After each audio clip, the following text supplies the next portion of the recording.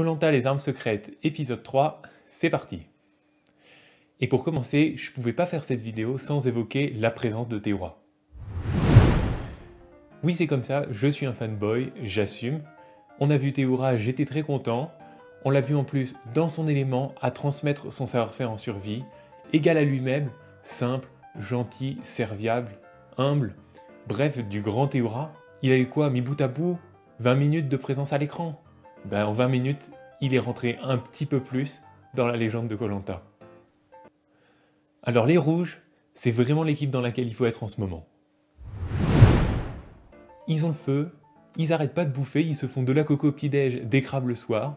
Ils ont Gabin, qui dit jamais rien, mais qui est une machine de guerre physiquement, qui leur permet de gagner des conforts et des immunités.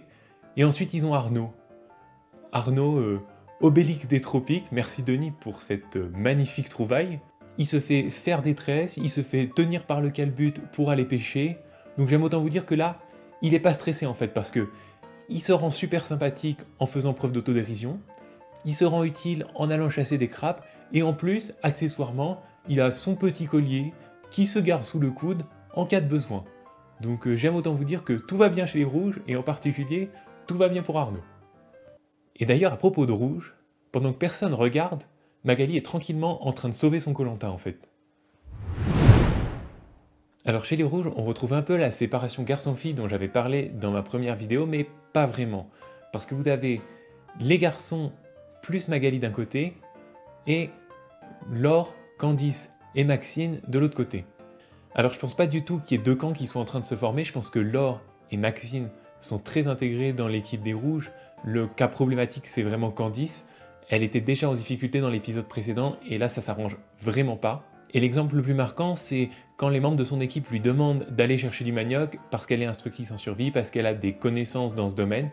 Elle a une réaction très bizarre en disant « Ouais, mais j'ai pas vraiment envie, j'ai plus envie d'aller pêcher avec vous, etc. » Bref, ça n'a convaincu personne, et j'aurais tendance à lui dire, quand t'es en difficulté comme ça, même si t'as pas envie d'aller chercher du manioc, tu dis « Oui, je vais aller chercher du manioc, super, je vais faire ça, je vais en trouver plein, t'es positif, tu cherches à être dynamique. » Là, ça fait un peu un bide, et elle s'est encore fragilisée. Magali, au contraire, elle a bien compris, elle reste le plus possible avec les garçons, de toute façon, c'est pas avec les filles qu'elle va trouver du soutien pour la suite de son aventure. Et malheureusement pour Candice, il y avait eu un espèce de doute lors du premier conseil des jaunes sur qui allait partir, Candice ou Magali. S'il y a un nouveau conseil pour les jaunes, malheureusement, je pense qu'il y aura plus trop de doutes. Le moins qu'on puisse dire, c'est que ça se passe pas du tout aussi bien sur le camp des jaunes. Alors, si on résume, les jaunes, ils ont froid, ils ont faim, ils s'engueulent, et ils n'ont pas de capitaine. Oui, pour moi, dans cet épisode, les jaunes n'ont pas eu de capitaine. Comme je l'ai déjà dit, j'aime beaucoup Aurélien, mais là, dans cet épisode, il a fait beaucoup trop d'erreurs. Première erreur, lors de l'épreuve de confort, c'est lui qui décide de porter les poids. C'était pas une bonne idée, ça nous l'a montré. Je pense que Thomas aurait eu un physique beaucoup plus fort pour porter cette charge.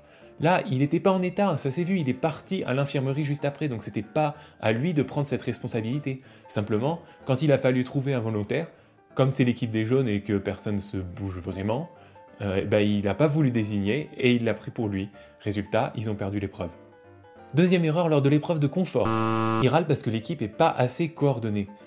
Mais c'est à toi de prendre ces responsabilités en fait, tu t'en es rendu compte depuis le début. C'est toi qui portes ton équipe à bout de bras, les autres ne prennent pas d'initiative. Donc c'est toi qui dois observer, analyser et coordonner en fonction du jeu. C'est pas les autres qui vont prendre cette décision à ta place. En fait, t'es dans une équipe où quand il y a un bambou du radeau qui se barre au large, tout le monde le voit, personne n'y va. Donc à partir de là, tu sais que c'est toi qui vas devoir prendre les décisions si tu veux que ton équipe gagne. Et ensuite, il y a cette idée de vouloir virer Lucie. Mais pourquoi? En fait, vous venez de perdre 2 épreuves, tu viens de te faire exploser par Gabin physiquement, et là, tu es en train de vouloir te débarrasser de la fille la plus physique de l'équipe, qui, en plus, est arrivée plus tard dans l'aventure, donc est plus fraîche physiquement. Moi, à mon avis, c'est pas une bonne idée. Alors certes, l'épisode d'hier était peu flatteur, mais je pense que les jaunes ne sont pas aussi mal qu'il n'y paraît. D'abord, ils sont pas encore en infériorité numérique. Merci le renfort de Lucie. À l'heure actuelle, les rouges contre les jaunes, c'est 9 contre 9, donc ça c'est un premier élément qui permet de dire ils sont pas encore trop en position de faiblesse. Ensuite, j'espère que Adrien va se rendre compte que si lui ne coordonne pas son équipe n'avancera pas. On n'est plus au début de l'aventure, on n'est plus au moment où tout le monde s'observe et tout le monde cherche des excuses pour éliminer l'un ou l'autre. Là, il est respecté, son statut de chef est clairement accepté, donc il peut se permettre de prendre un peu plus de risques, un peu plus de responsabilités pour tirer son équipe vers le haut. Un autre bon signe, c'est que les fortes têtes de l'équipe arrivent à se canaliser. On l'a vu entre Mathieu et Myriam, ou entre Thomas et Lucie, ils arrivent à discuter, quand il y a un problème, ils arrivent à se réconcilier, et ça c'est très bon pour la cohésion, et on peut espérer que ça se voit dans les épreuves futures. Quand Mathieu, qui est censé être la personnalité la plus dure à gérer de ce Koh-Lanta les armes secrètes, vient admettre « Moi je serais pas venu voir Myriam à cause de ma fierté de merde, mais je suis super content qu'elle l'ait fait, et je vais faire un effort pour l'équipe », franchement on a de bonnes bases, ça devrait finir par marcher.